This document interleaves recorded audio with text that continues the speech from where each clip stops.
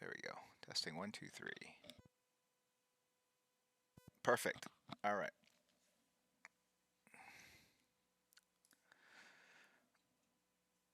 Good afternoon, everybody. Let's do that.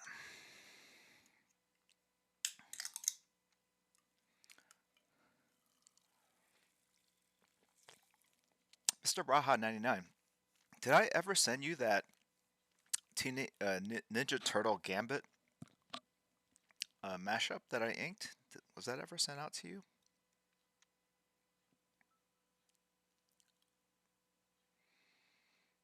What sayeth thou? Oh, great. You got it. All right. Fantastic. All right. Welcome in, everybody. Tomorrow I'm not going to be able to stream, so I thought I would just go ahead and do it today.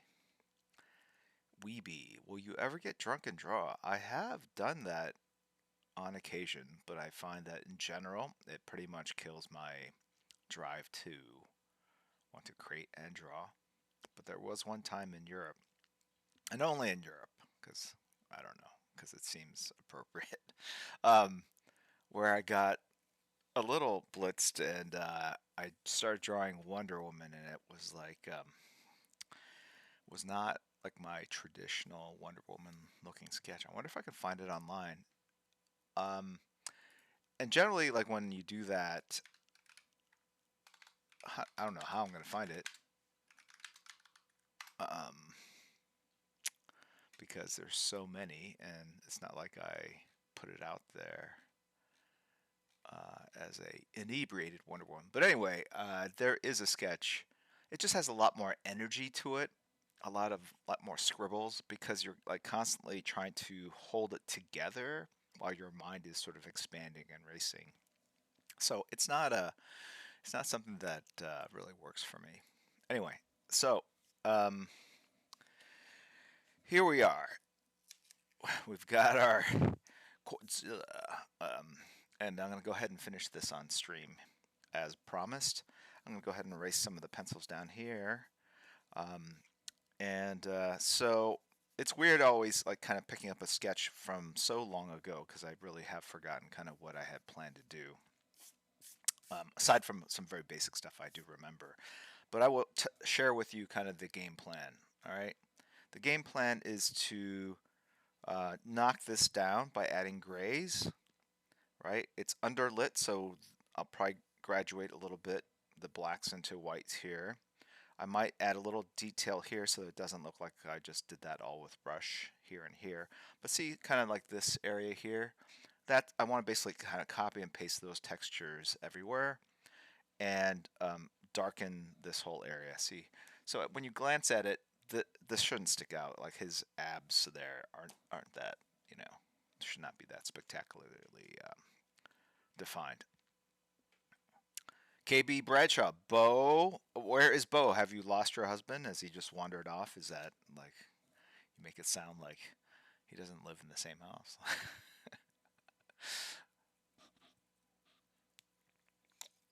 It's like Bo is going to be so mad when he finds out he's missing this piece because I have him locked up in the basement. All right, all right. Let's thank some people who've supported the stream. PJ Bisa, um, thank you for the magnanimous gift. Jeff UTV, thanks for the support. Janella from the Philippines, thanks for the bits. The Savennas, Stage NY, Superhero Swimmer Art has cheered as well, as well as Jorge G4277. Not a Person has subbed as well. Tooth, Steak and Cheese, and Janella has gifted subs to JDang8394, and JDang gifted the sub to Tooth J. El Jolo Knows and PJ Bicer have all subbed. Thank you for dropping in on a Saturday. Kiwi Boy 3, I think that's how you say it. Wildstorm has CCG with his Wildstorm Fever. has subbed as well. Book and Red 1442, good to see you. 44 months in a row. That's what I'm talking about now. That's some long time support. So, yes, it's a Saturday stream. Thank you guys for tuning in. What is going on out there? I don't know.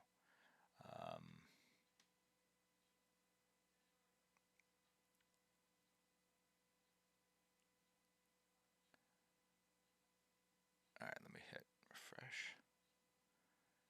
Today was kind of a fun day. Watched my daughter participate in some equestrian events, and then, oh, you know what I'm gonna do? I'm gonna go live on Instagram here, see if we can pull some people in from Instagram.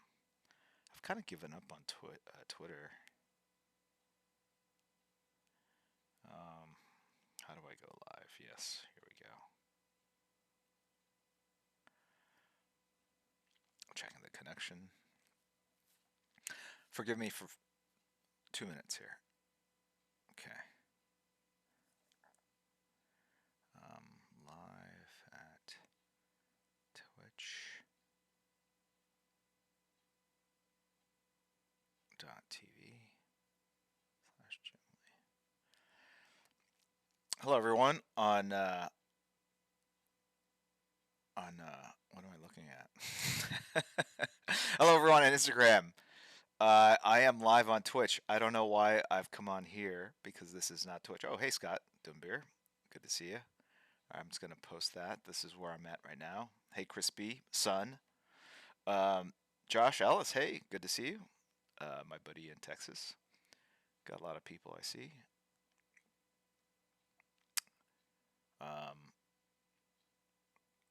Eric Fisher, good to see you again. Anyway, yeah, so I will show you. So you have the green screen back here. This is my office. This is what it looks like. You know what? How am I going to do this? Yeah, so you guys are static. I guess I could go live on. No, I can't because then would be competing. Anyway, so this is my setup here. It's my office. Here's the table. I've got a tablet up here so I can check the chat as well. Got 2 lights. I got this light over here. All right. LED light. And then I got another one over here. Okay. And then here's the, let's make sure I don't have everything compromising out. This is my table here. Best dad ever? Yes, yes. Yellow bowl. Lots of water bottles, coffee, computer. This is what it looks like. All right. And then over here, just got a lot of drawing supplies and stuff like that. Green screen, stuff back there. And, you know, I can share. So this is like one of the comic books I own right here from my personal collection as a kid. You can see that it's pretty jacked up. It's got literally tape, masking tape, holding it together. The spine. It's like a comic book from like the 70s. It's 100 pages for 60 cents. Justice League of America, and you could see very well worn. And if you look at it, if you look at this comic, hold on, right? It's got tape. So I've taped it together. And it's taped like this because I read it so much, like a million times, you know. And I love these 100 pagers because it starts off with like a new modern story, you know, sort of like the current adventures and continuity. It's the Justice League. The artist was Dick Dillon, right? I believe. Am I right? Dick Dillon and Dick Giordano, and never really has gotten the respect that I think he deserves. Really, just a classic kind of illustrator type. And ooh, why is this stream frozen on this screen here? Anyway, okay, we're back. And then so you get the main story, and and it involves like them like switching identities. That was a very common trope. Always just loved it. And then you have these puzzles, which are fantastic, right? So you can see good old Bob Rozakis. I think he worked in production. Um, anyway, it was like a word search, and yeah, that's what I do with my comics. I actually wrote in them and found all the names. And then they will have like a Golden Age reprint. So this is a Justice Society of America um, story there. And that, was a sort of an acquired taste. When I was a very young kid, I would look at it and I just could not. The art was very dark to me and just kind of old-fashioned looking, and I couldn't get into it. It was almost like black and white movies for kids today. But then as I got older, I really wanted to study the history of DC, and so I would read these stories, even though the art looked a lot cruder, less refined. But that's how I learned about the golden age of comics, because I honestly did not. I had maybe 500 comic books to my name, so I just read these over and over again. And man, I would see these kind of ads and just kind of pine for those issues. Like, oh, I wish I could have bought all those. Like, I just really never had a lot of comic books. And here's another one. It's Justice Society. It looks like it's part 2, maybe. And then usually at the back of these comics, there was yet like a third reprint. So it's. And these really kind of served as a template for the comic books that we did that we sold through Walmart recently, like those 100-page spectaculars. I think they were 100 pages, but sort of followed the same model. I would read the letters pages. I would check out all the ads. And then here's another puzzle. I solved that, or I wrote Red Tornado in there, and then I solved this as well. I don't think that's what you're supposed to do if you want to keep your comics in really great condition. But then here we go. This is like another story. This is a reprint probably from the 50s or 60s, it looks like. And so that's kind of, well, here's the answers to the questions.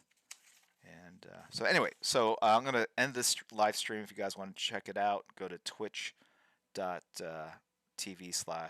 Lee. That's where I'm at. See ya.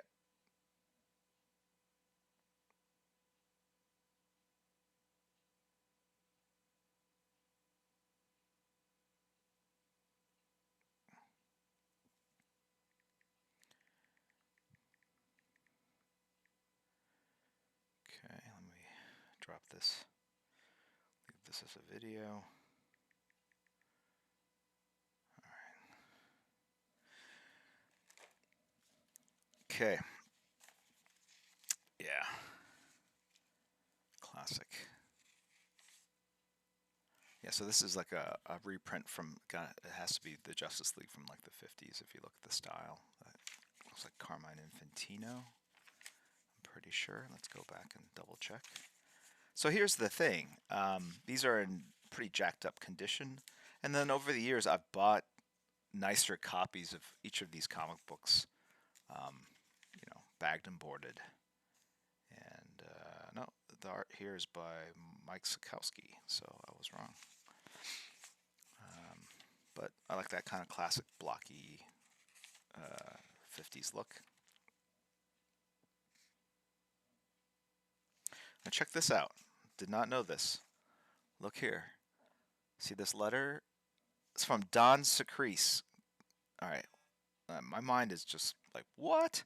All right. So Don Secrece from St. Louis, Missouri. I grew up in St. Louis, Missouri. How did I break into this business? As some of you guys asked. I mailed in submissions, but then I realized, then I would also go to a comic book shop and I would buy my comics there. And there was a very small comic book shop in St. Louis, Missouri. And you know who the manager of that comic book shop was? It was Don Secrece. And Don had just broke. He was doing indie comics. He was really good friends with Rick Burkett, who was working for DC. And getting to know those two gentlemen, they gave me advice in terms of how to break in. So, wow. Pretty cool.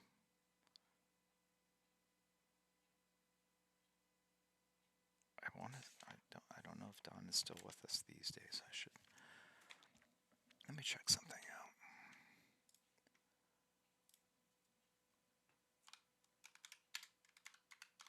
You know, I will probably at the end of the stream, I'll go from my desktop to a well, I don't know if I want to do that.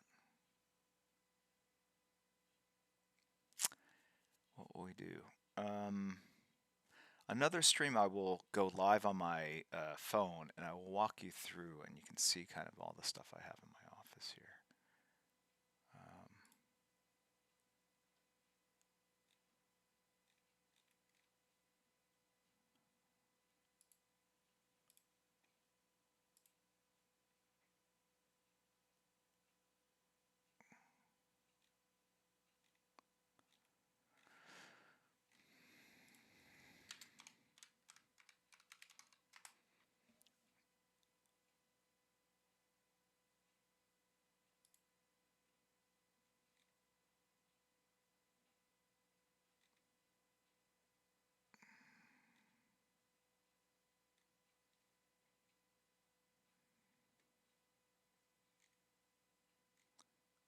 Um,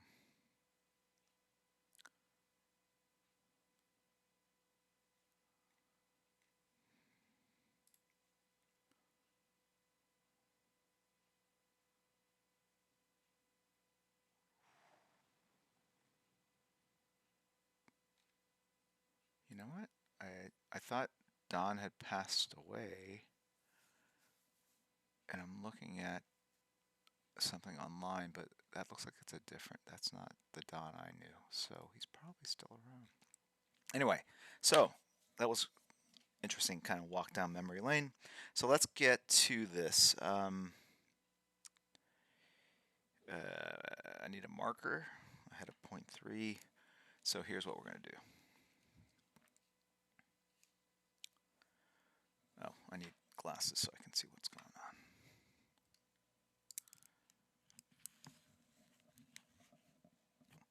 All right, I'm going to start drawing a little, and then I'll get to chat and kind of respond to some folks here.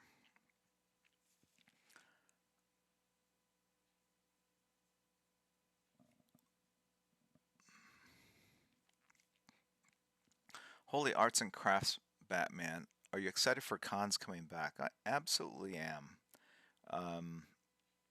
I have committed to a couple conventions this year. They haven't announced it yet, but I've got at least 2 that I'm going to. And so I don't want to sort of spoil their announcements, so stay tuned.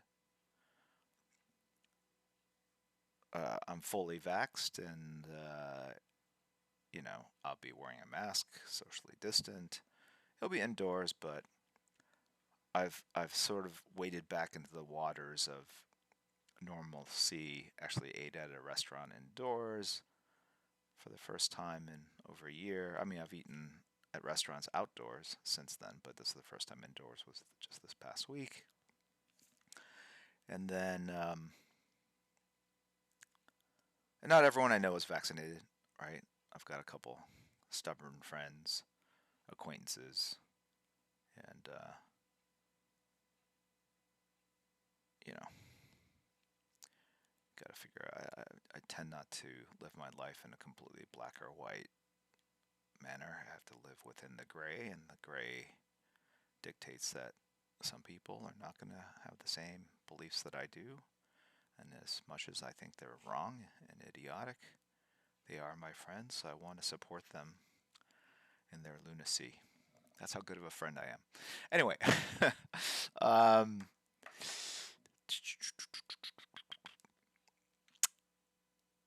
thank you very much, No Mercy Fang. I appreciate it. PJ Byster, yeah, that was that was the what is it like? Someone has said like, yeah, if you get injected, you should put a if you put a magnet next to your skin, it will stay there, right? Um, right. All I know is I remember when I was a kid, grade school, they lined us up in the cafeteria and they just injected us. There was no consent. I don't remember there being any consent. It just happened, right? This is when the shots will give you like a. I don't know if you can see that. This is not a COVID vax. This is like from when I was a little kid, right? You can see like it created like a. I don't know, like it looks a little like kind of a weird flower shape, right? And that was like a whole host of things. Smallpox vax, yes. Sven, sure. How cool would it be to have nanochips?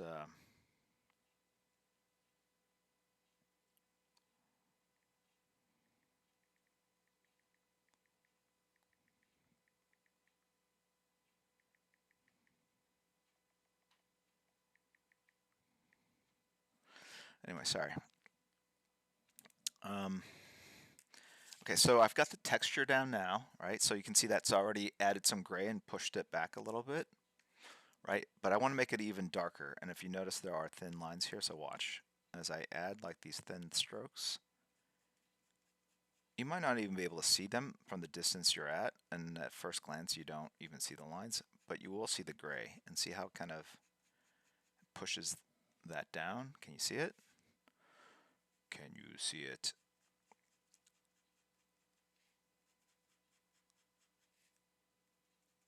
Anyway, so yeah, I started this morning very early, got up, went to an equestrian event, and then I made the mistake of trying to go buy a car. Uh, and in the past, I've just gone to like CarMax, but apparently everyone's decided to go buy a car, and it was like a 2 hour line. So I went, I decided to go to a regular dealership, and oh, you know, that business needs to be disrupted. I don't know if any of you guys are car sales folks here online,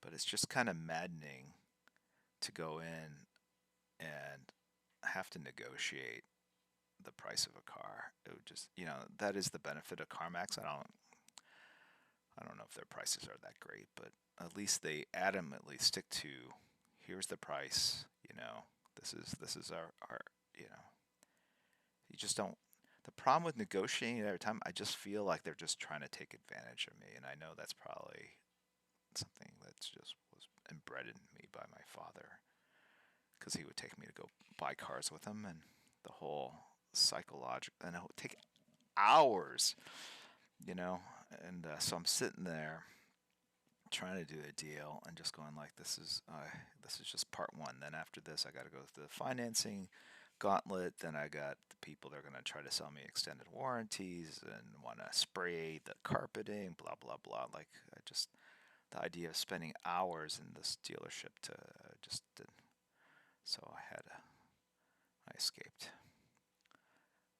and then I felt like unsatisfied, like I'd spent this time and did not get what I needed.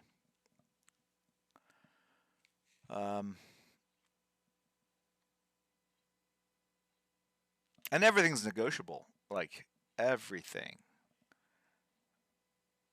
right? Your interest rate, um, and that's where like they look to monetize everything, right? Not just the what you pay for the car, but the interest rate you pay, the number of payments, and then what you pay even for that extended warranty. It's amazing if you pass, like they will quote you a different price. Like, why didn't you give me that price at the beginning?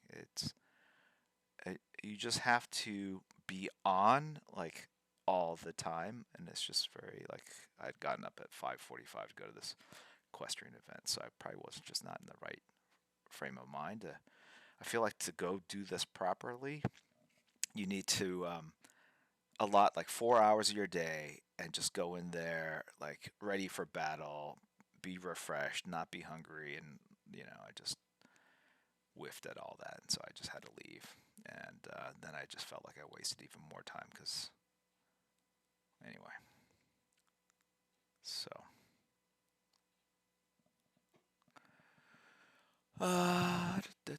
Yokai Artist. Is this a rerun? Does it feel like a rerun? How would you know? What if people in chat said, yes, this is a rerun to you? That would have been the answer. It is a rerun.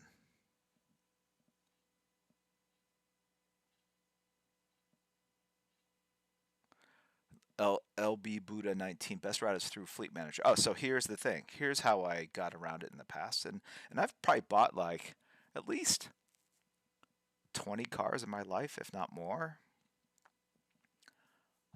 Really into cars, but and I bought cars for a lot of the young artists at Wildstorm because none of them had any credit, or yeah, none of them had any credit. Um, so I co-sign for cars for like Brett Booth, Jeff Campbell, Scott Clark, Sal Regla, Alex Garn, did I sign? I was at my Kaiser. I think there were at least 5 or 6 cars I co-signed for, and only one got trashed in an accident. Actually, two.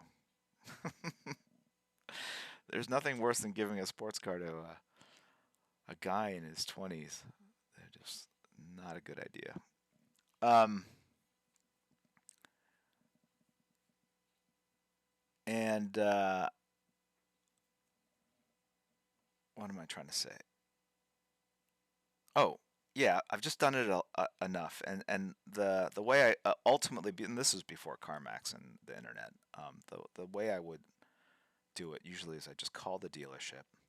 I would, find out the sticker, not the sticker, the MS, the invoice, right? Even though that information sometimes is wrong, but I would just call and say, look, hey, I know you got this price for X amount of dollars, and my guess is your invoice is this.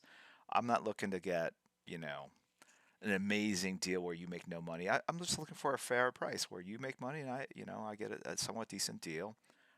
Here's what I think the car would, if you if you match this price, I will come down and buy the car in 20 minutes or whatever, however long it takes me to get there.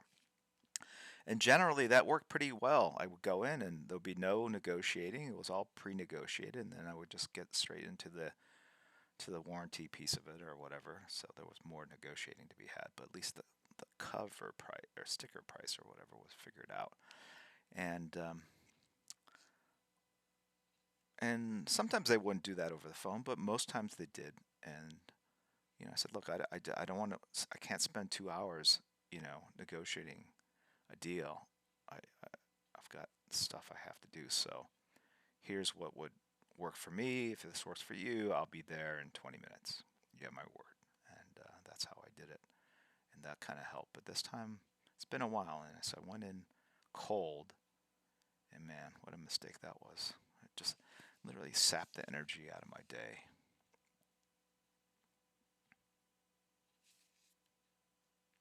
And the biggest BS of it all is that you give them a price, your sales guy goes, okay, let me see, and then they go into this other room with their manager. It's such a antiquated process. It just doesn't make you feel good. And that sucks because buying a car should be one of the cooler moments of your life. It should be a cool experience.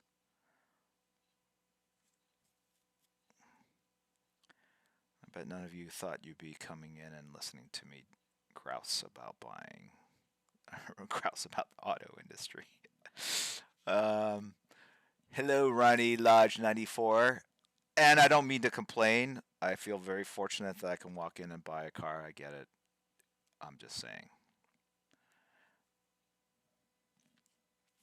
Wildstorm CCG, a lease. Okay, I cannot. I think I leased a car once, a long time ago, a Mazda Miata, and then I sold it.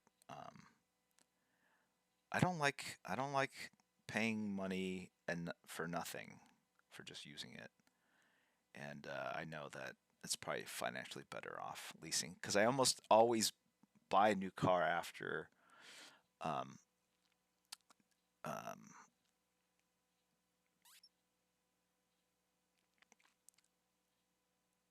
what was the coolest time you bought a car? Ask Superhero Must Ride. I'll get into that. And DJ Mittens is talking about a Lambo. All right, so what was I saying? Uh, what was I just saying? Oh, leasing, right. There are restrictions in it, and I think if you do the math and figure out, okay, if you buy the car and then you resell it at the end and buy yet another car, how much money that costs you, and then whether you lease it and then just lease another car at the end, you don't have that thing, the capital. Um, and if you add all that up, maybe financially it's a wash, or about the same, or maybe it's a little bit better one way or the other. Um, but there have been times in my life where cars have gone up in value, but I was never smart enough to really capitalize on that. Like, for instance, I had a 1998 Porsche 911 convertible that I bought in 1998. Um, it was one of the things I bought after DC bought Wildstorm. So that was like, I bought that car. That car I bought on the phone from a dealer up in Seattle.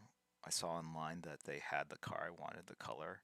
So I called them up, gave them the spiel, like, hey, I want this car. Can we just negotiate a price on the phone? And I'll send you the money, and then you ship it down to me. That's how we did it. So I saw the car after it pulled up on a car mover. I don't know, whatever, tow truck. Um, anyway, so then that car I had for a long time. It was a stick, a manual, which was a lot of fun to drive. But then it had a bit of a sticky, uh, what's it called, clutch, and it could stall if you didn't really know your way around a stick. And so, and not many, like, no one else in my family really, thankfully, could drive it. And so it was kind of limited use. Didn't have backup camera. It didn't have all the modern amenities. It didn't have Apple Play, blah blah blah. So I was like, okay, I'll get something that has airbags and safer. Blah. And the '98 911s are the last of the uh, air-cooled engines, and like that's a big deal. Anyway, so I think I traded that car in when we bought a different car. I think I got like 20. I want to say like 22 to $24,000 as a trade-in for that car years later. And then maybe 3 to 5 years after that transaction, the 911s have gone through the roof, especially the exactly Joe Train 36. They had gone through the roof because they became very collectible, the air-cooled engines. And I knew that, like, oh, this is the last air-cooled year. After that was water-cooled engines. Anyway, so that car probably, I don't know where it's at now, but last time I checked it was like 75, 80. Like, actually, you know what? It was back up. It was over the price that I paid for it, and I think I paid like 80 grand for the car back in '98, something like that. So, yeah. So that's like one benefit to actually buying. And anyway, so so DJ Mittens brought up, okay, so this Lambo. I don't own Lambo, but my wife does because I bought it for her. And uh, but it's way too flashy for me. Like, if you drive that car, you just have people following you on the highway, and they basically sit in your blind spot, and for a lot of times they're just filming you. And I would just have like you stopping at gas, and people just pull up and they just start filming you, and which is not ideal. Anyway, so and then during the pandemic, those really we just never drove it. So I sold the car, and hopefully that transaction will close this week. I'm just waiting for the guy to get his financing in line, and then I'm going to put him through my extended warranty program sales pitch. I'm gonna, like, really, that's where I'm going to make my extra money off the deal. Are you sure you don't want the Scotch Guard on the carpet? That's really, anyway. Pandemus, get a minivan. You'll be invisible. So I've had minivans. I've had several minivans. I've had a ridiculous number of cars. I just it's a passion of mine, right? Comics, video games, and cars. Um, my parents would not let me put posters up on my, you know, my childhood walls. So I had nothing on my walls.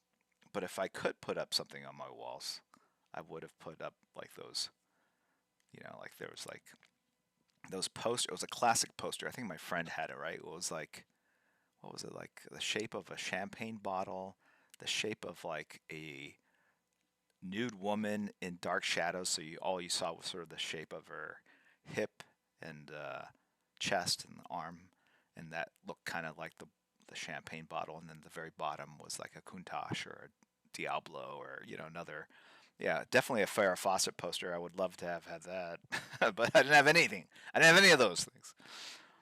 I lived the life of a like a monk. That's think of like how monks live. That was my childhood, and so I had those posters, and Brandon Troy had posters of them all. He had that poster. Anyway, so I was just really enamored with just cars in general. But so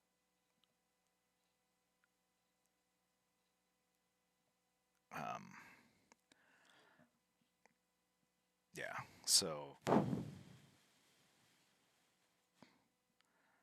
the first car I bought was a Mazda Miata. My parents gifted me the family Accord when I moved out of the house, so I had that for years. But then when I could actually afford my own car, I leased a Miata, which I then sold to Mike Heisler years later. And that was a stick. That was a lot of fun to drive. Um,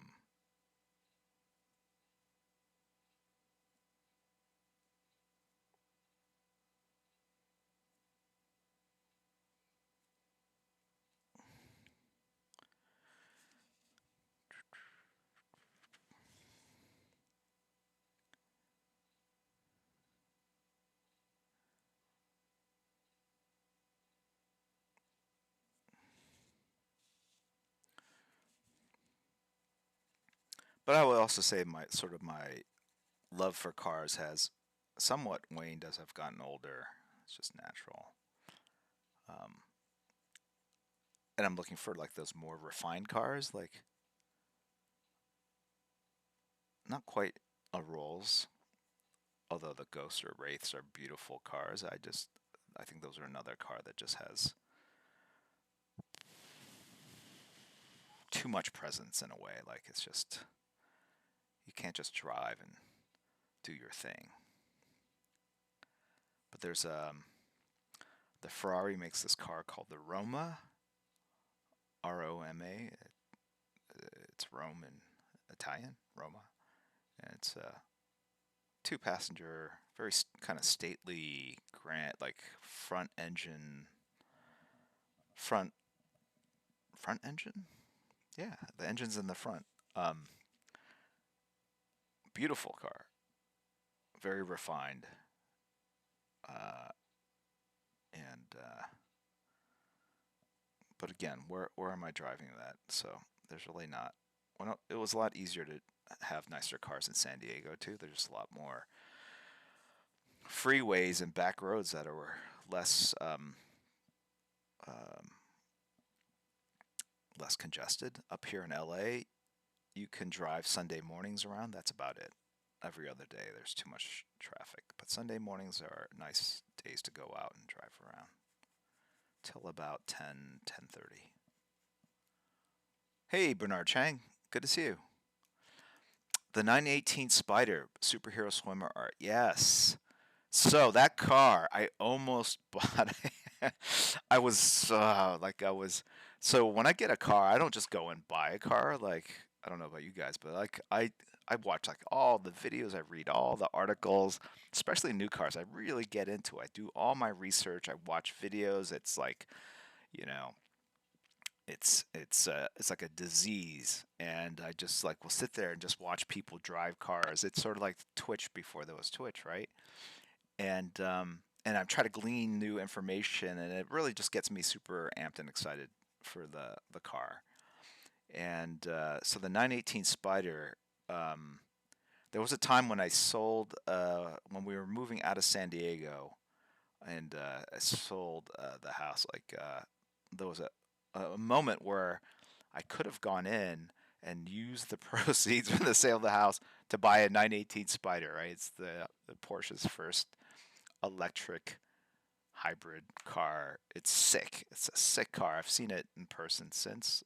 Not mine, but this other person that I met, and it's gone up in value. Like that's the thing with these cars. Like if you get the like if you get the LaFerrari or an Enzo or a 918 Spider, they tend to go up in value.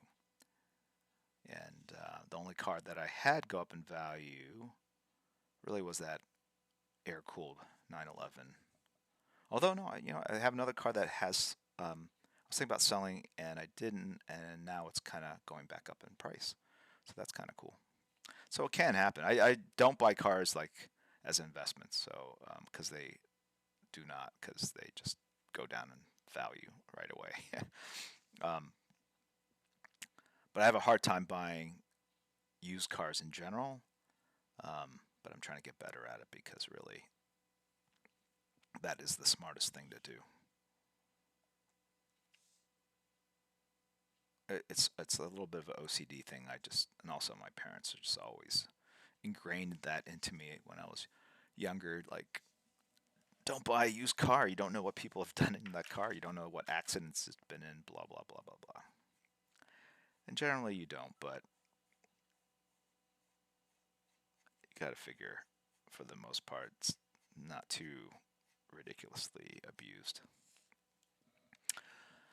All right, let's see what else we got. Um,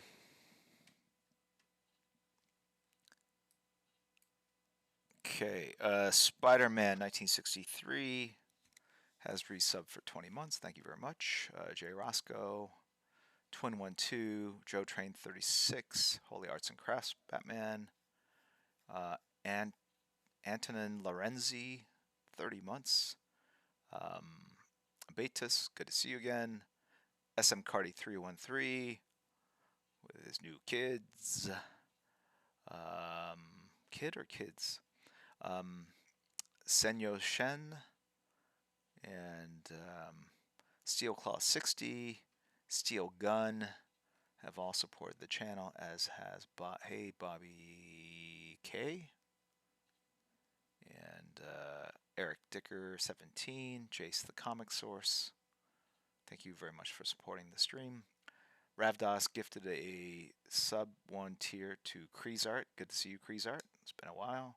And Stone Cold Snake 316. Thank you for the cheer. Yeah, we need Foxbat brought to light. Yeah, so after I do this, I'm going to jump on that sort of Foxbat Cyclops sketch and go ahead and start there. Mace Maherlika, wie geht es, Herr Lee? Es geht mir gut. Vielen Dank für die Frage. So hard to speak in other languages. Yeah, so how does it go? It goes well, thank you. Freut mich, it pleases me. Auch mich. Vielen Dank. Was hast du heute gemacht? What have you done today? I'm waiting for Mace's response. Andy Style 3, is this stressful at all for you? What do you mean? Like, in what way? Household. House stop? I don't know what that means. Anyway, I have a Bavarian accent for some reason. Ich habe in Nürnberg gewohnt. Ja, ein Sommer mit einer deutschen Familie. That's chores. But I also worked. Ich habe auch in Hamburg gearbeitet, ja, als Praktikanten für Krankenschwester. But nur für Das Sommer. Das Sommer? Den Sommer. Weiß nicht. Ah, greetings from Hamburg, says Adrian Theo. So, Adrian, uh, kennst du Allgemeines Krankenhaus Nummer 1, ja, St. Georg? Ich habe in diesem Krankenhaus gearbeitet. 1984.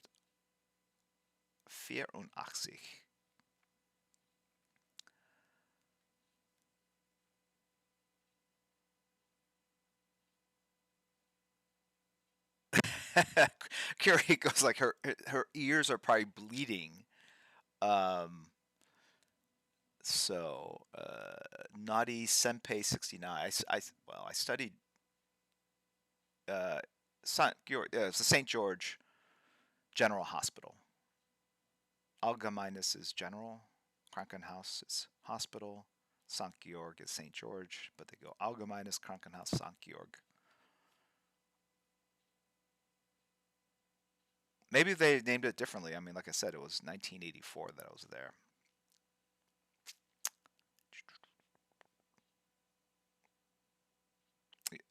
The Svennas was stationed in Heidelberg. I've been there. And Kaiserslautern. Adrian Theo. Yeah, it was like a whole complex. So it was a hospital with all the different wards, different buildings and I actually lived on the hospital grounds for 4 months, and I worked in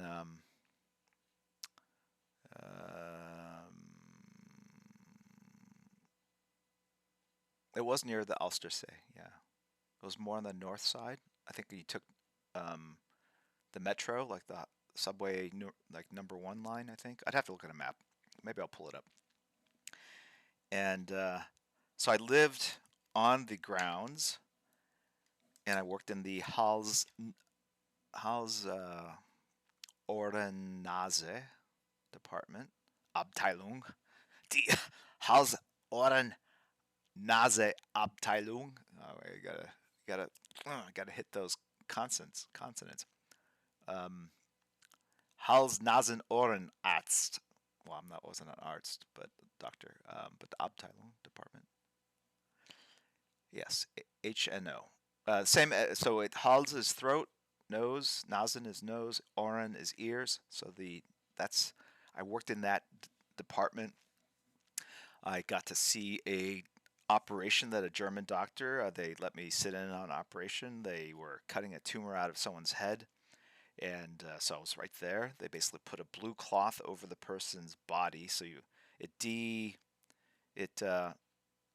dehumanizes them, so you can just focus on what you need to do, right? So a blue sheet with a hole, and in that hole you saw the part of the head that was exposed, and they were digging this tumor out. It was probably the size of a golf ball, and man, you'd think they'd be all delicate, but they are.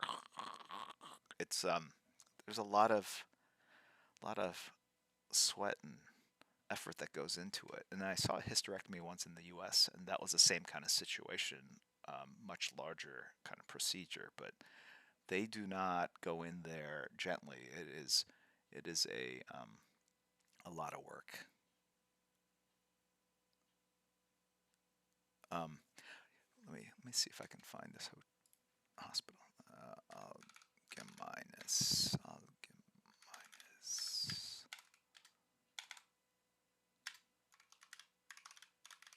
St. Georg.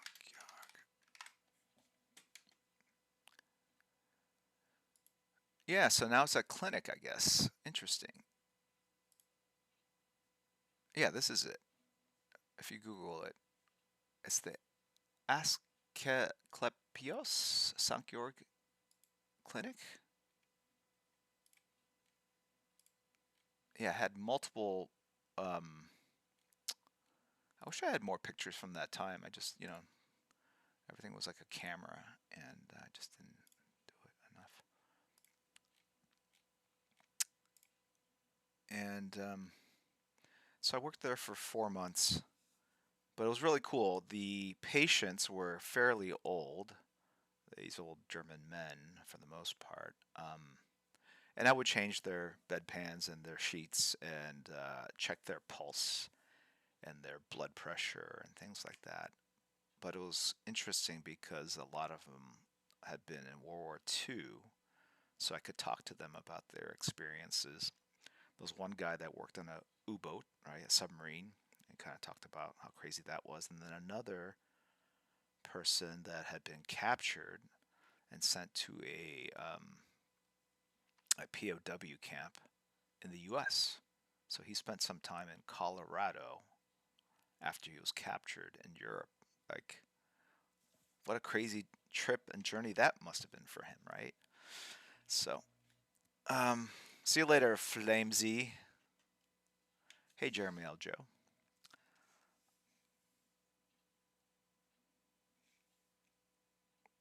But you know what was really cool about working in Hamburg? It's very far north, and it was during the summer, and it did not get dark till, no joke, 10:30 at night.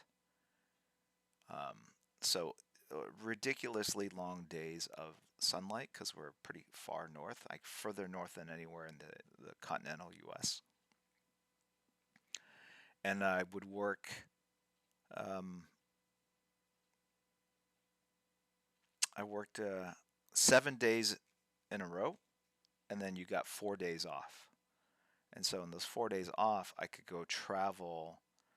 Think if you think about it, with that amount of time, you could make like short trips. So I would go down to like Munich or Switzerland, or I think you could draw like a circle compass around like how far you could go before you had to start turning back and make it back with a, you know, be able to go somewhere, spend some time there, and make it back in time.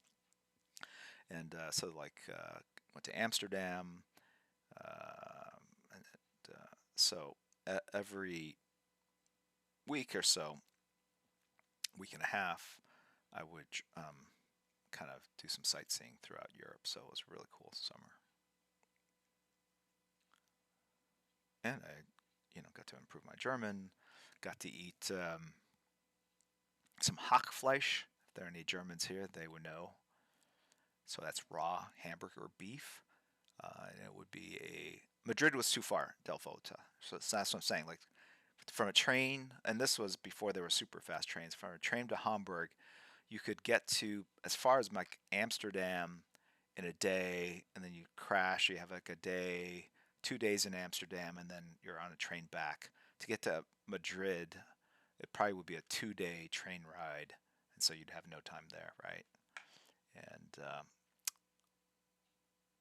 yeah, Hackfleisch. It's cow meat. Oh, there's a raid. What's going on? Oh, we got a raid. Justin Gerard illustration. Thank you very much for the raid. I should probably start speaking in English. Welcome in, everybody.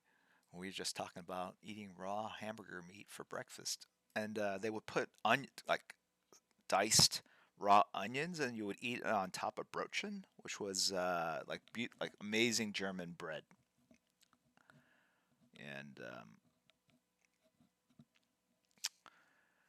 And then they also had sardines or mackerel, like raw fish or pickled fish. I didn't really care for that too much.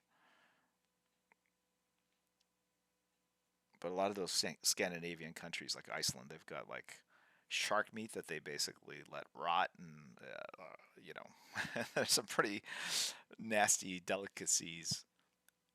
Well, in every country, right? In Italy, that's illegal, but there's something called maru, I think.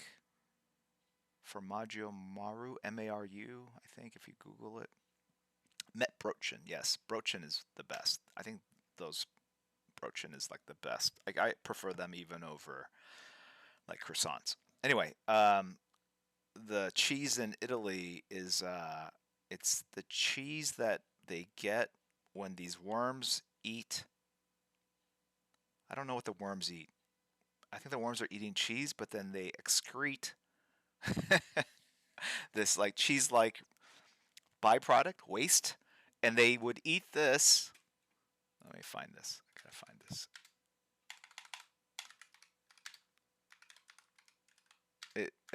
It's a thing from Sardinia, one of the islands.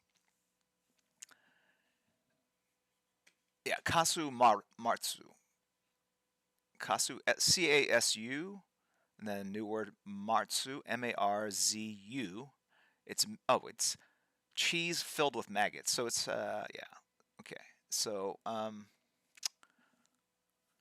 it's a traditional Sardinian sheep milk cheese that contains live maggots.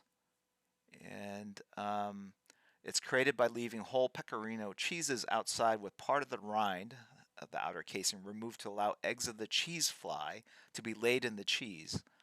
And then a female fly can lay 500 eggs at one time. The eggs hatch, and then the larvae begin to eat through the cheese.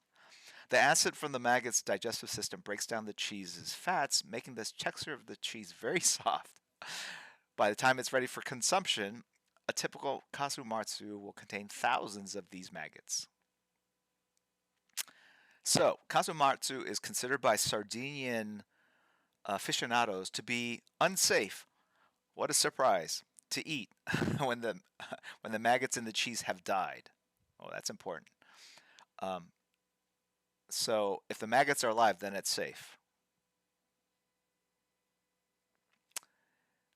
Anyway, it's illegal. Um, and I was in Sardinia looking for it, could not find it.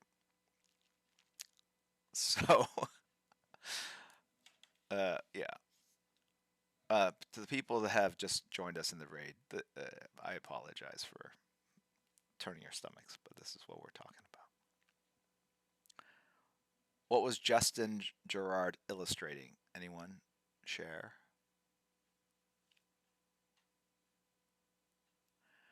Yeah, so in Iceland they have stuff where like shark meat is like put in vinegar and it just kind of ferments for months, and then you eat it.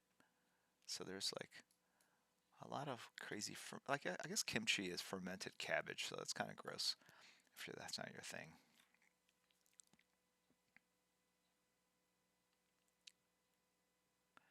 Ben Sketchen, is that part of the reason you tried Porsche? Your affinity for things German?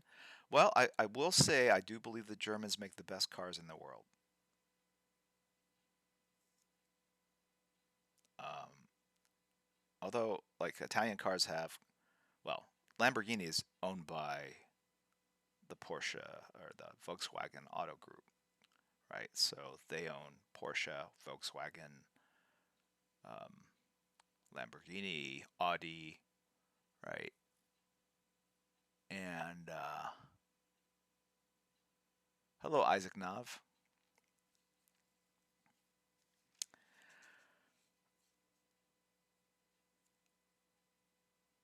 But I used to own the first kind of sports car I bought was a Acura NSX in 1992. Like that's when Image started. Got a big check from like Wildcats number one. Went to the dealership and bought a Acura NSX, which I sold years later. Again, that car has appreciated. So I'm not the world's greatest investor in anything. But I can't also just hold on to things forever because that is the collector's mentality. And then before you know it, like your house is just filled up with crap. So,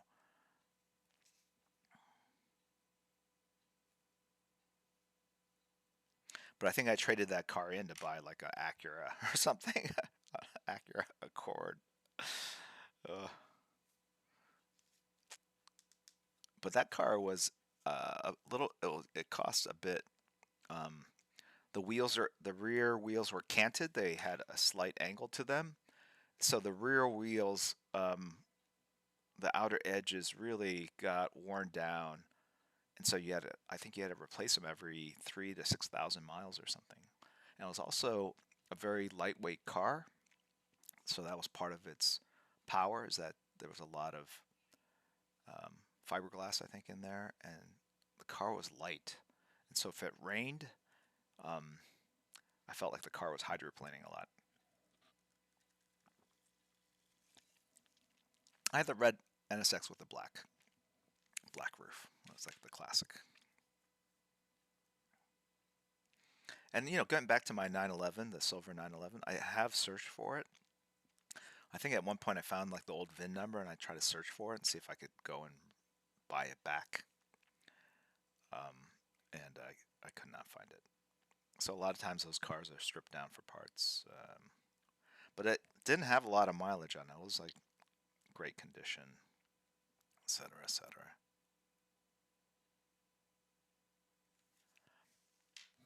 All right, so you kind of see what I've done here.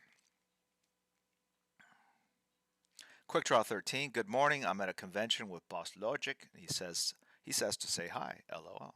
Hello. Hello to code.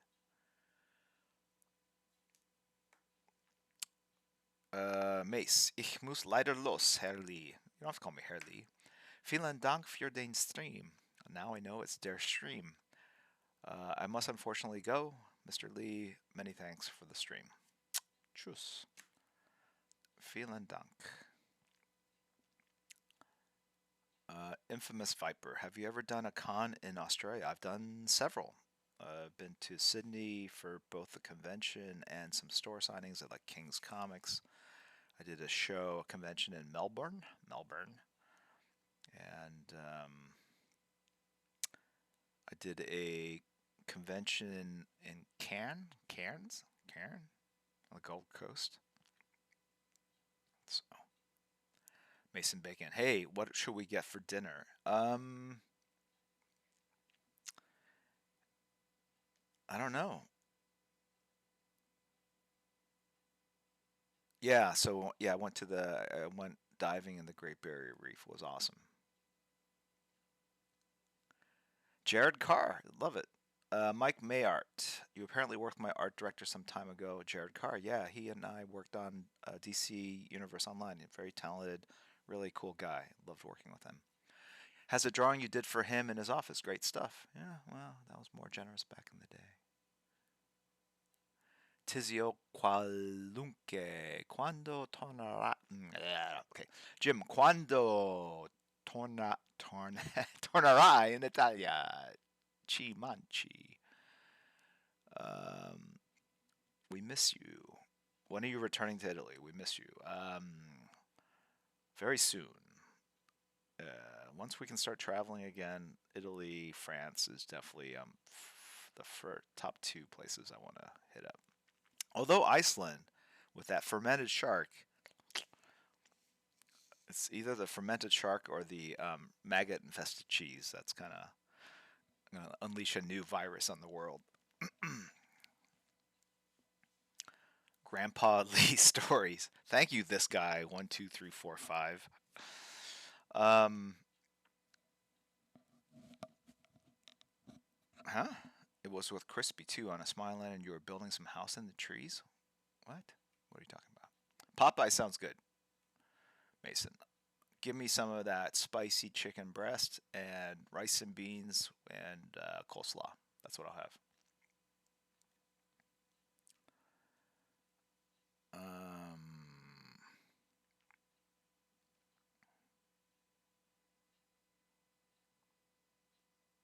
oh, Antonin Lorenzi is talking about Minecraft. I see. Andrew Law. All right, I spent 6 hours in a line at Melbourne Convention to get Jim to view my work for a minute. Totally worth every second. Thank you very much. I hope I've seen videos of myself at conventions, and sometimes it doesn't look like I'm paying attention to people, which is unfortunate because I do. I do want to work on that some more. So I always do kind of want, like, especially in modern day conventions where it's kind of very controlled, like how much time they get to stand in front of you at your table. I recognize that um, it moves very quickly, and which is unfortunate. I get it that there's a crowd, you want to move people through quickly so you can accommodate as many people as possible. But I do feel like, if people are really spending a lot of time to see you, they should get the benefit of that experience. And I don't have a solution or a great answer for it, but I think naturally as you get older and less people want to meet you, things will get, a little less. Um, a little more accommodating for people. Yeah, I don't have a Jim Lee army. Julia Oct 8.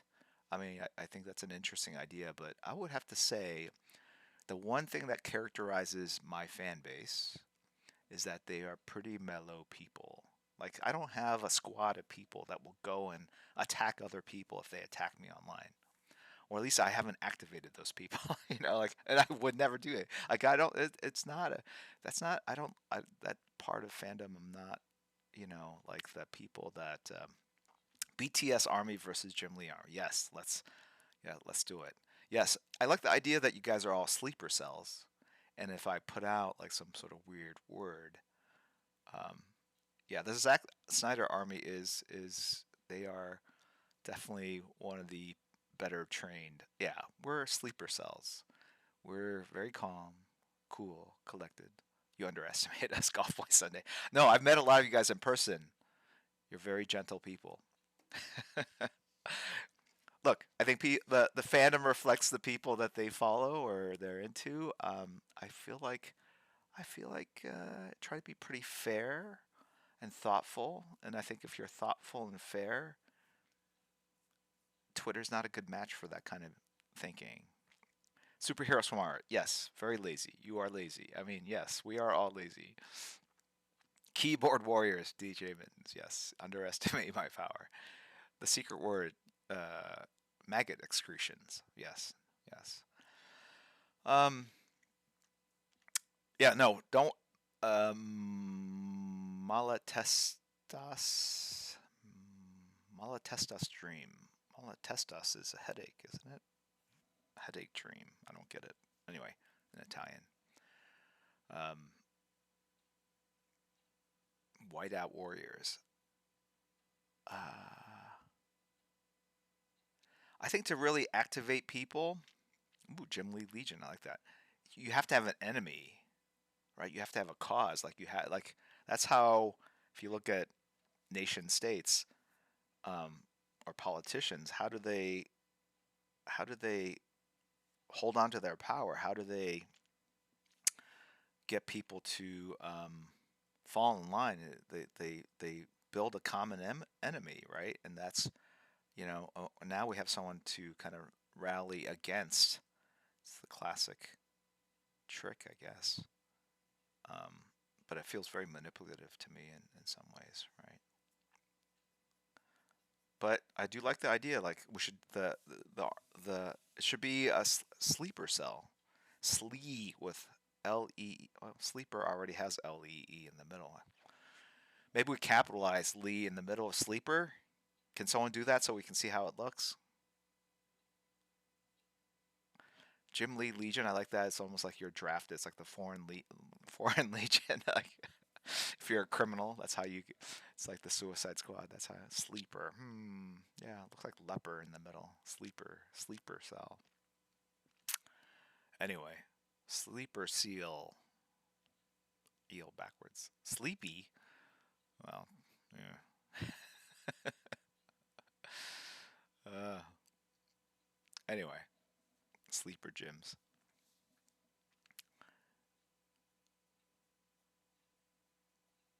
I take that back. You know who had like developed a pretty strong fandom without that kind of negativity? Stan Lee, right? Am I wrong? People love Stan. He was just like such a amiable kind of your favorite uncle type personality, and I feel like he did it right. So that's my inspiration role model. So I gotta start talking like I can't even do it. It's so exciting, true believers.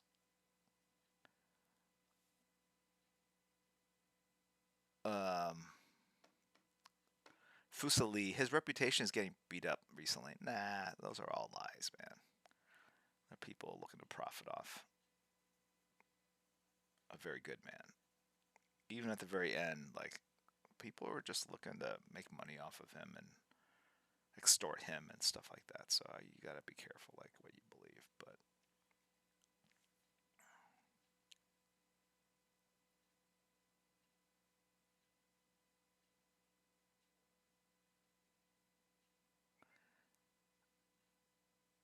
Tizo Qualunque. Just saw on YouTube an old record of you on Stanley Show. Do you remember the emotion of that time? Oh, I was just really honored to be invited to film a series of videos about drawing, and you know, will Stan just try to monetize his notoriety. This is pre-internet, pre-Marvel films, so really he was not the Stanley that everyone knows now. And yeah, he's very pleasant. I just, yes, of course, part of that personality was an act, a put on, a persona. Um, but if that's all you saw as a fan, like, does it matter what he was like behind the scenes? I mean, not that he wasn't an abusive person. It just, not everyone can always be that friendly all the time, right? So I'm sure at some point he's just like, enough of this. Get me out of here. That kind of stuff.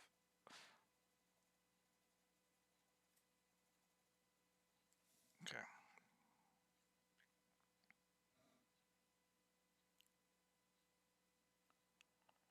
Uh, how's this look? Yeah, you can sort of see, right? It's slowly been getting darker and darker down there. And okay,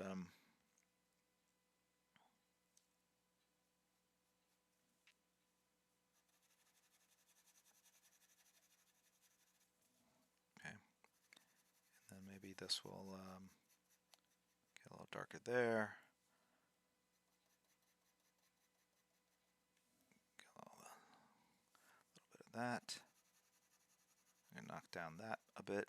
When I say knock down, it just, by putting a gray, it just pushes back the white so it doesn't jump to the fore, so to speak. Um,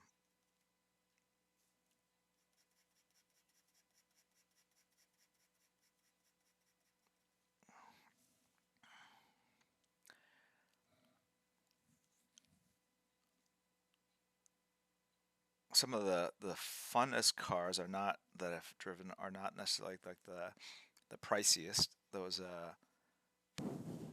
BMW 335D diesel engine had a lot of low end torque, and the car was fairly small, and it could handle, like, it was just fun to like drive into a corner and turn. Had an M3 as well, and higher performance, but it was um,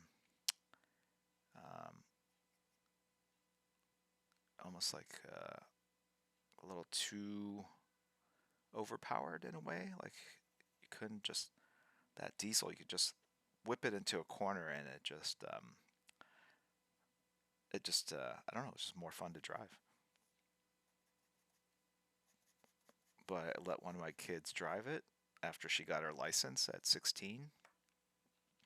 5 days after she got her license, she made a left turn on a yellow in front of a minivan driven by another teenager that was driving to school with her mother, and that car totaled my BMW diesel, and that was the end of that car.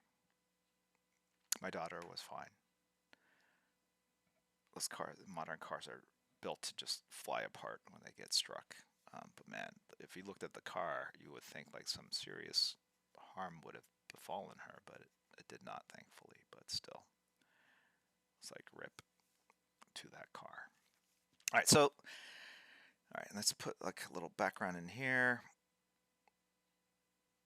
Uh, whose fault was the accident? Anyone that's turning left in front of, like, on a left on any light, you're not going to have the right of way. So the other car was probably speeding.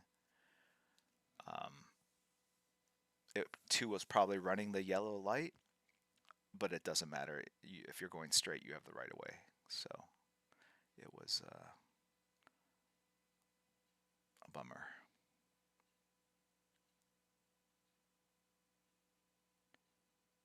So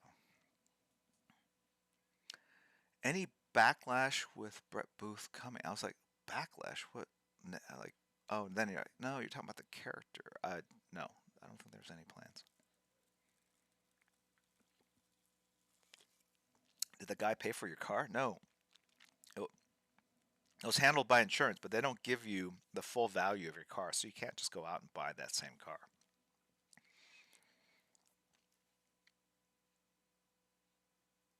But that's classic, isn't it? Literally 5 days after you get your license.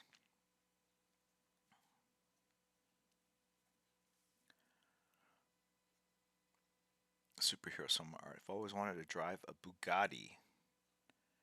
Have not driven a Bugatti. I'm not crazy about the way they look, but more recent ones look pretty cool or look cooler. I think if I could get any car, um, I will get the LaFerrari, like in black. It's a beast. And then the 918 Spider, I will get that in that dark gray with like the acid green trim. Uh, and then I'm not a fan of McLarens.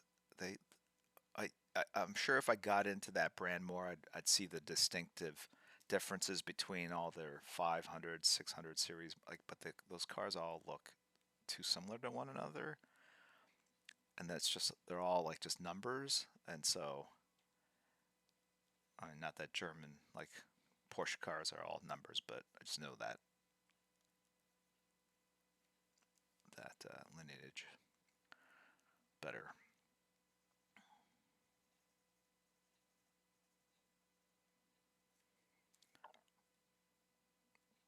The new Ford Broncos look amazing. Those look really cool.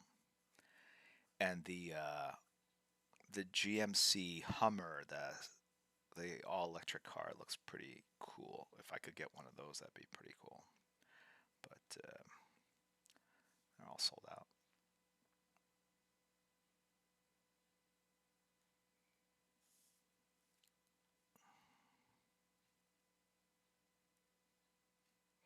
The Tesla Cybertruck, I think I put a down. I put $100 deposit down on that, but I should probably ask for it back. I'm not gonna get it. I think they're cooler. Um, it's gonna take too long. I think there are cooler electric trucks available as options. The Taycan, yeah, the Porsche Taycan. I was on the list to get one of those, and then the pandemic hit, and I didn't like need a car, so I gave up my order. Um, so I've yet to own a true electric car.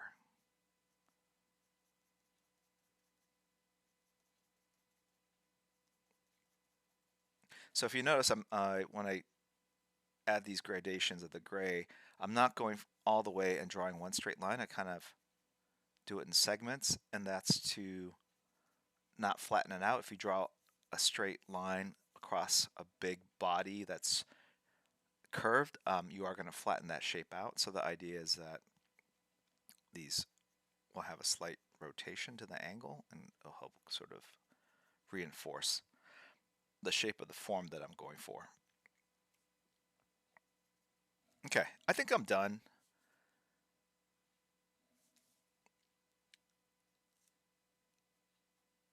All right, so I'm gonna do the Godzilla breath, the atomic breath, right?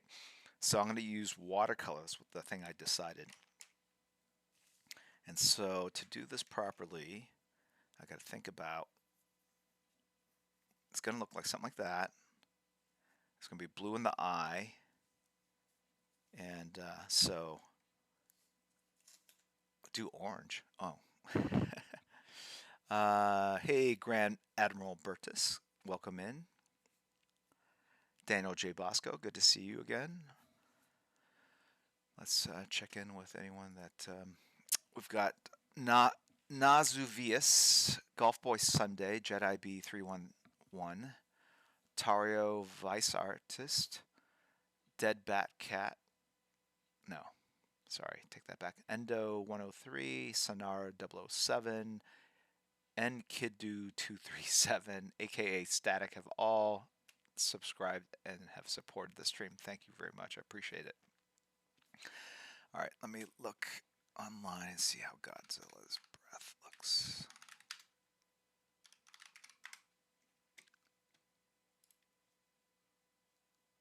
Huh.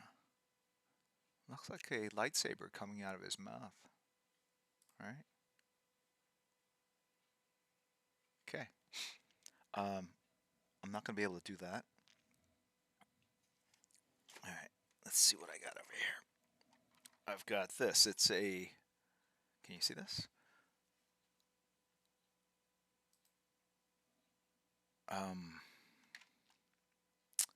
David Peterson. Hey, welcome in. Haven't seen you for a while. Nice chiaroscuro. Chiaroscuro.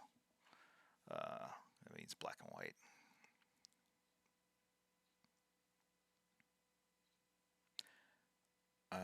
Leadfoot.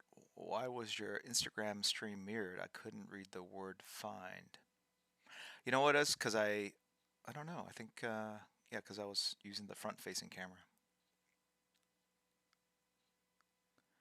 Punker 13. No, I haven't caught any. I haven't caught anything for a while.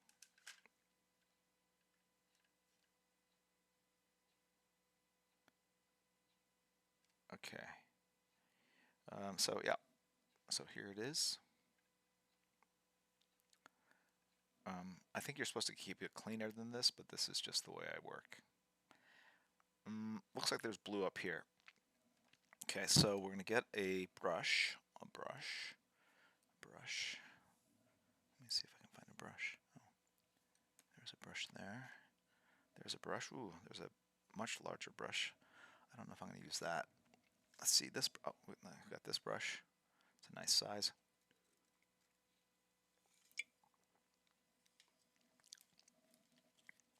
Got some water in this bottle. I'm gonna test out the blue. Probably needs to be a little lighter. What is this color down here?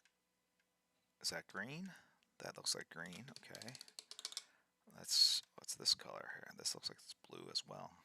More of a ultramarine blue. Okay. What's this color here? Oh, maybe this is the color I want. That looks closer. All right. Let's get the other colors off the top. Okay. All right. Okay. How do I want to do this? Should we practice first?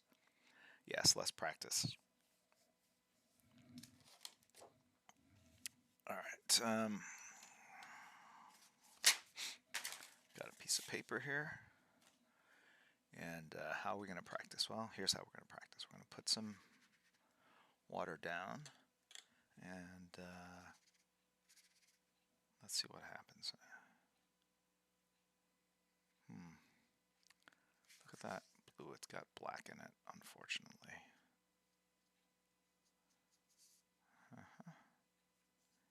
Well, that didn't really help me out.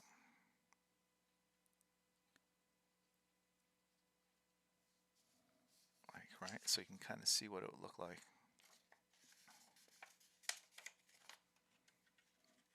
You see that? So that's what we're doing. Now, once you put down watercolor, it's hard to erase the pencil underneath. It's almost like the color of the pigment creates a seal over the pencil. So I'm going to erase the pencil. Okay. Hello, Wolvie-san.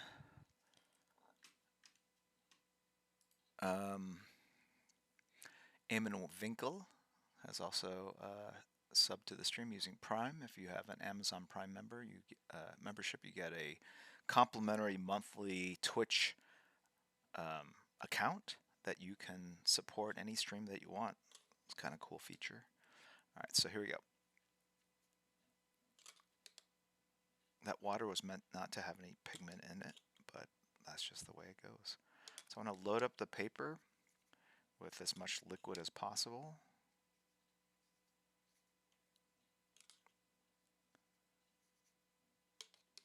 So what I want the color to do is kind of spread like naturally into the water, and you'll get like a cool watercolor effect that's hard to replicate by actually drawing it. See how it's puddling at the bottom there because this is at an incline, so I don't want that to happen, so I'm going to have to flatten it out like this, right? Oops. Okay. Let's see if I can do this.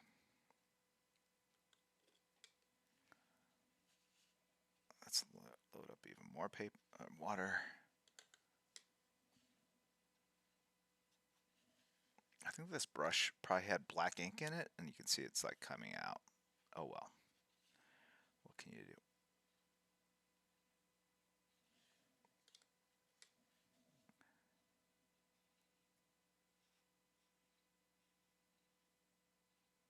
All right.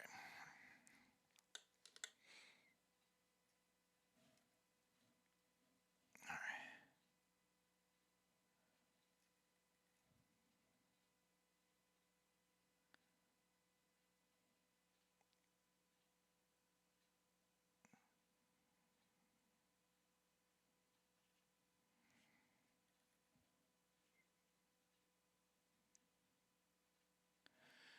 All right. So it's not really spreading out as much as I would like to. So the way you can kind of help that is by dropping water next to what you've done, and it'll basically pull the pigment out in directions that you want to go.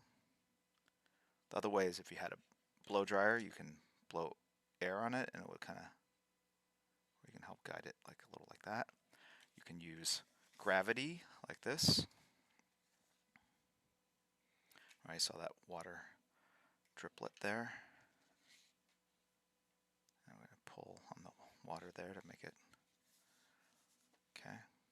So watch.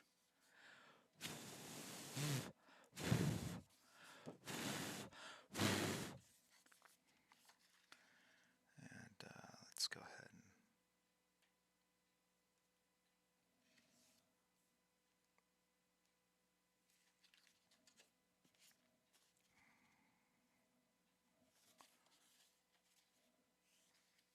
and let's go ahead and add some blue to the eyes.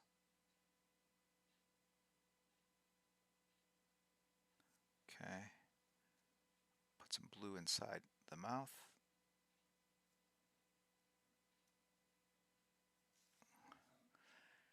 And then it looks like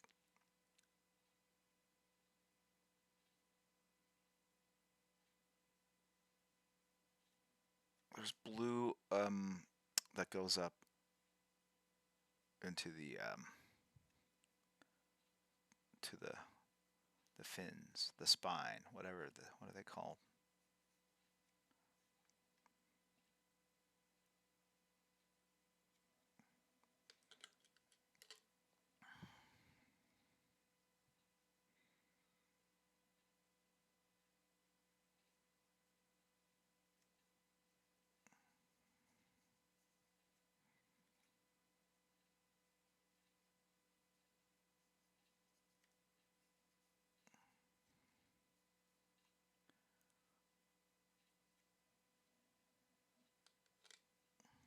Oh, another. Yeah. Okay. So you can see I'm leaving the center white, like it's glowing, and I'm going to add I'm going to add some whiteout effects to further make the whiteout more pronounced, and maybe even a little splatter because that's just what I like to do.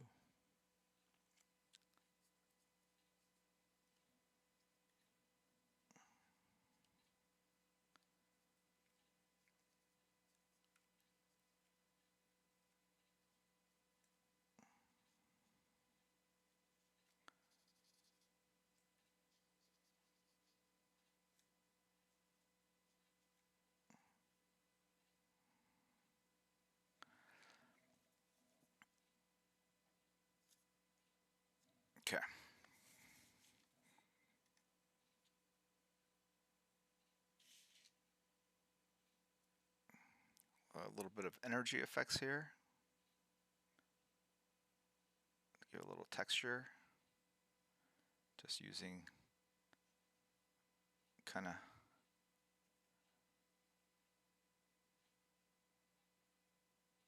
random brush strokes to kind of capture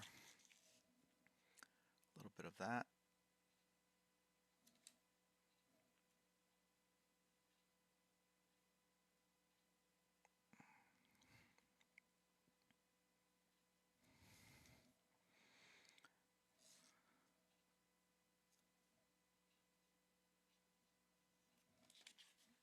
Let's go ahead and add a little more blue to the top here.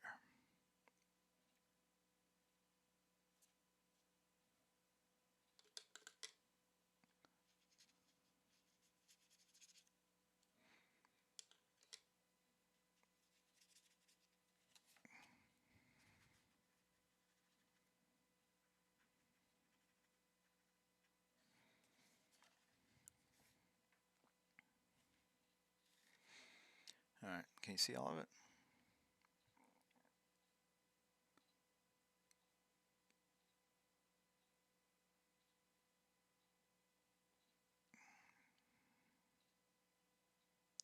So I'm going to let that dry.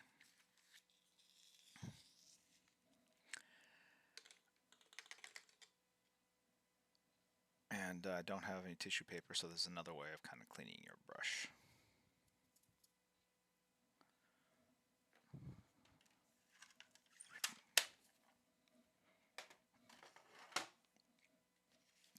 Alright, so I'm going to let that dry a little bit, and then maybe, oop, look at that. That's from my hand, I think. Not so good. Oh well, it's part of the art now.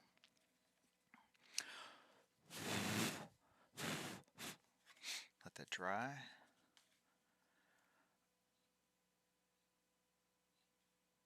See you later, Ben Sketchin. Thanks for dropping by. Appreciate it.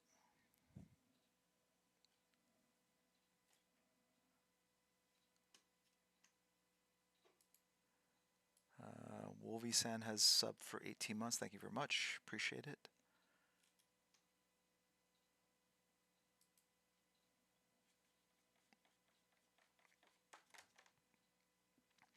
All right. I'm going to let all this dry. That's the problem with this stuff. It does take a while for it to dry.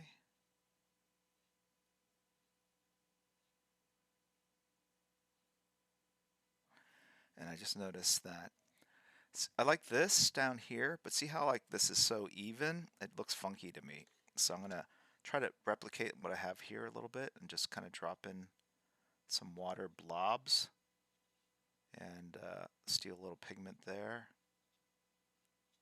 and do it up so that it doesn't look so, it looks a little more intentional. Okay.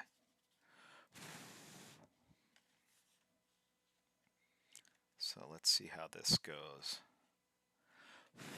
It does take a while. It does take a while to dry. So let me. Unfortunately,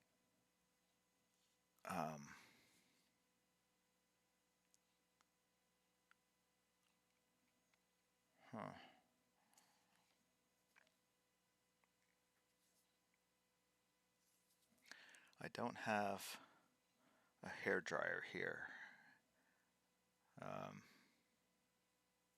Feel like I should get one though, given the time. All right, so I'll be right back. You guys stay put. I'll be right back.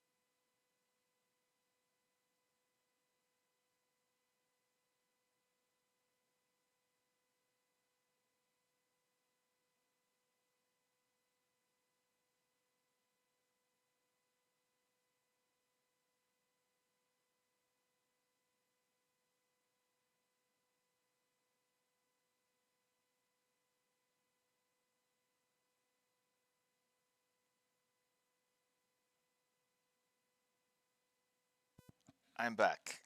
All right, got the hair dryer.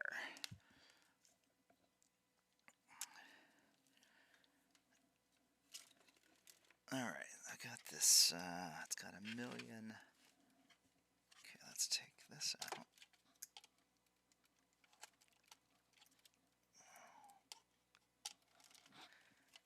All right, here we go.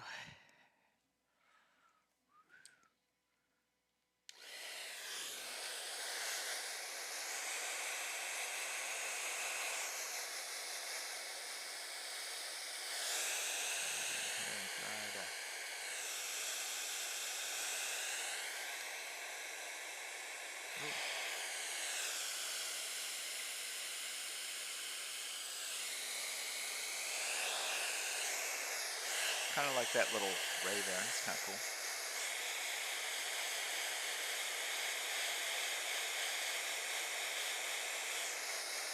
Happy accident for sure. All right. I don't want that ray to change in any direction, so I'm gonna just try it from this distance.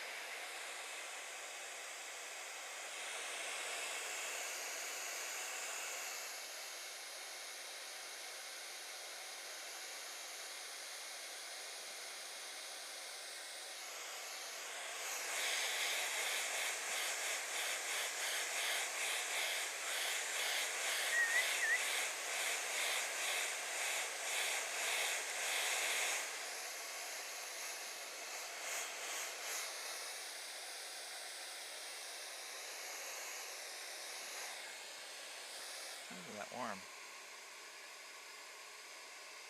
Oh,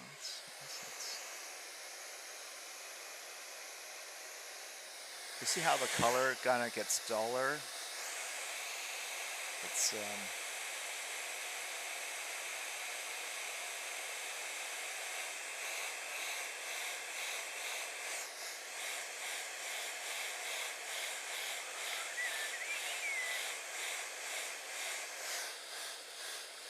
I don't use a hairdryer for anything other than art. All right. Okay. It feels dry. Good. If it wasn't dry, you'd have a mess. Okay, now I need to find my whiteout. Where's my whiteout? Come to me, peeps. Dang it. Where was it? Is it in? What box is it in? There we go. There's some whiteout here.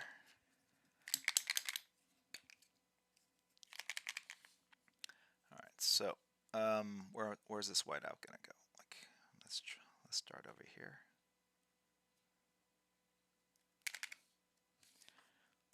Let's get some eyes on this. Oh, there's some on the floor. Even better. This one looks like it's a little fuller.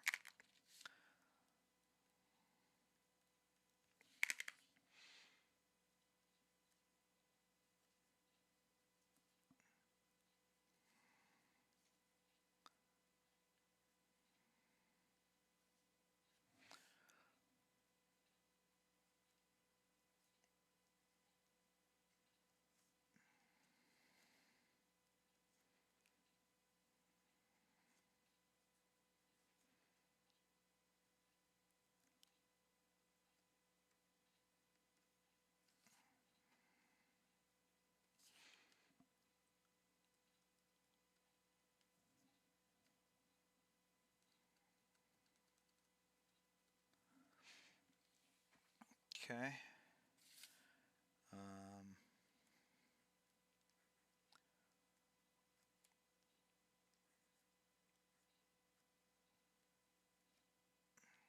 The way it seems to light up, at least in the modern incarnation, is that it forms like a series of patterns on the spines, on the spine. Right, so I'm just sort of accentuating the spaces a little bit. All right. Okay. Okay, letting that dry. And I'm looking for a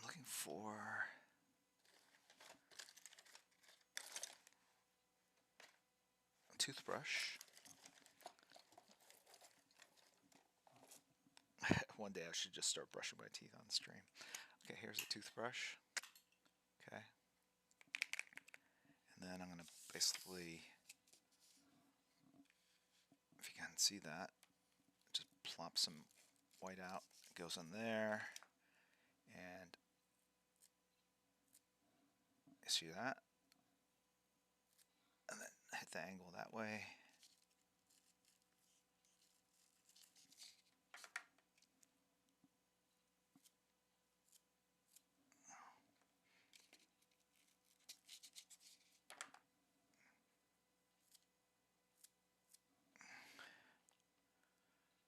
Alright. And then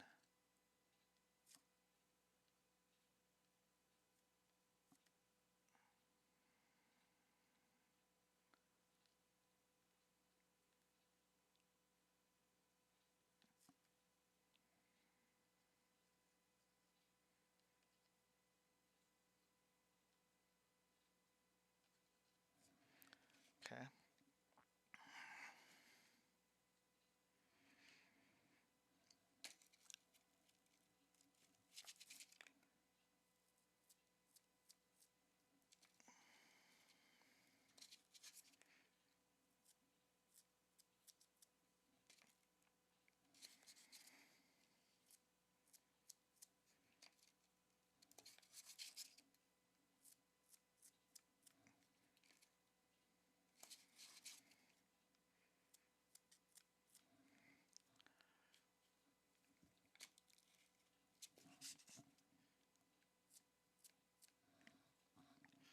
Alright.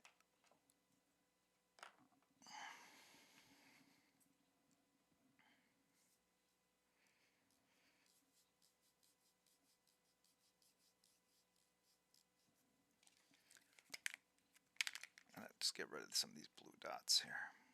Make them white dots.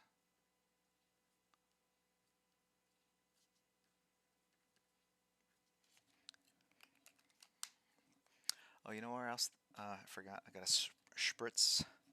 It's the bottom. Okay. Load that up really well.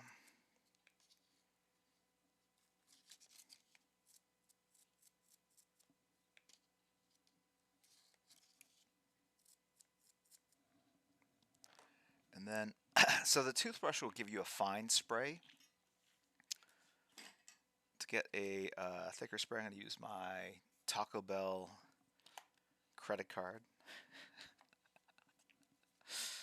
And so if you put some on the corner of a credit card like this, you'll get bigger drops.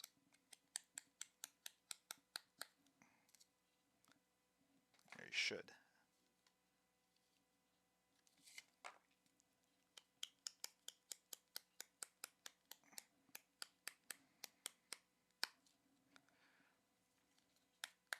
Okay. I want to spray that area specifically, so I'm going to go in with a lot of white out there and hit that area. Bring it down. So I think that's pretty much it for this piece. Let's bring it down into frame.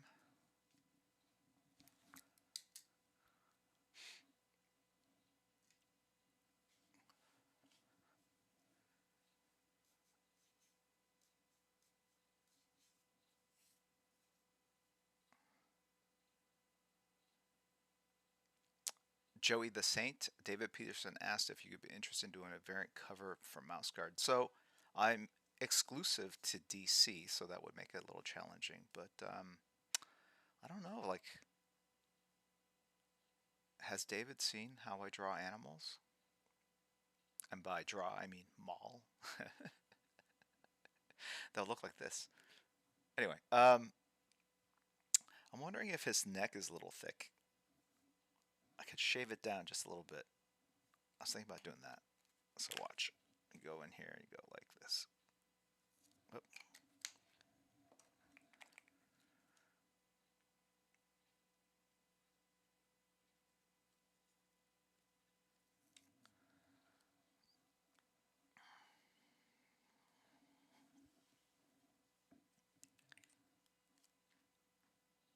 I scratched off maybe like a 1/16 of an inch.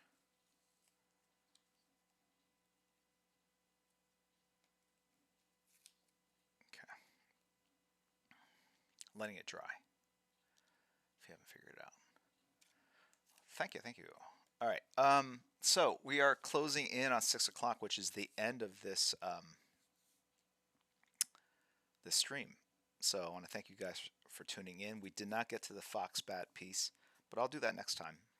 It'd be kind of fun, and maybe that would be the return of the dreaded silent auction. I don't know.